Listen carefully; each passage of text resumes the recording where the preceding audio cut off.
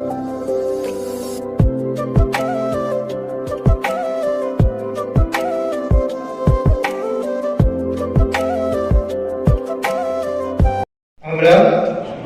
ভারতীয় নাগরিক হিসাবে এবং ভারতীয় গণতন্ত্রের প্রতি আস্থা রেখে অঙ্গীকার করছি যে আমরা আমাদের দেশের গণতান্ত্রিক ঐতিহ্য তথা স্বাধীন, স্বচ্ছ ও শান্তিপূর্ণ নির্বাচনের পরম্পরাকে ধরে রেখে এবং মহকুমা স্তরে ও প্রতিটি